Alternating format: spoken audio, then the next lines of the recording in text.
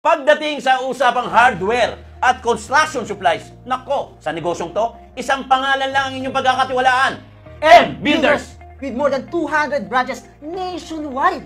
So, if you're looking for a business, make it M Builders! Become our business partner. Tap on a multi-million industry of building and construction. Wow! www.marianobuilders.com. Ikaw yung pala dapat may lambing www.marianobuilders.com. Yan! So ano pang hinihintay nyo? Building your dreams into reality. Siyempre, kung ikaw ang tatanungin, Chris, ano ba yung pangarap mo? Sigurado akong kasama sa mga pangarap mo, bahay! Wow! Yaya Luring! Yes, Don Alio! Landi mo naman. Yaya Luring, pakianda mo nga yung... May tubig po ba? O wala? Siyempre meron. Gusto ko kasi... Sarap talaga dito, no?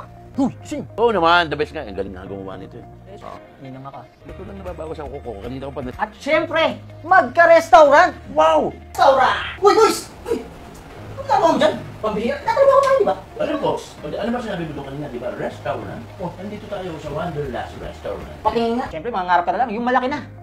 Magka-building! Building! Ayos ah! Parang wala ako sa Pilipinas! Ang ganda, di ba? Resort! At syempre, higit sa lahat, magka-hardware. M Builders! Negosyo ba ka mo? Nako, FW ka man o nandito ka sa Pilipinas, nako, dito ka na sa in-demand na negosyo.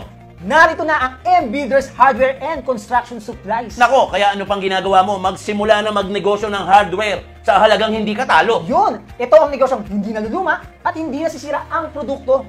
Wow. Kaya walang lugi at patok sa tao. Sa negosyong to, pwede kang kumita ng 5 beses. Mas malaki pa sa kinikita mo doon sa abroad. Oh, talaga? 5 beses? Oo! Magalit ka? Hindi. Kailangan nagpapaliwanag lang. Diba? Dahil layunin ng M Builders na matulungan ang ating mga kababayang OFW. At hindi lang yun. Lagi yung tatandaan, hanggat may bahay, may hardware store. Grabe talaga, di ba? At dito, pwede kang kumita ng 25 to 50% up to maximum of 500%. Wow! Meron ako imamarite sa inyo. Alam nyo ba, ang M Builders Hardware ay isang hybrid store na merong mas pinagandang sistema kumpara sa iba. Siyempre, grabe talaga ang M Builders, di ba? At alam nyo ba na 32 years nang nagsisilbi ang M Builders? Hala! Kasi tanda ko na pala sila.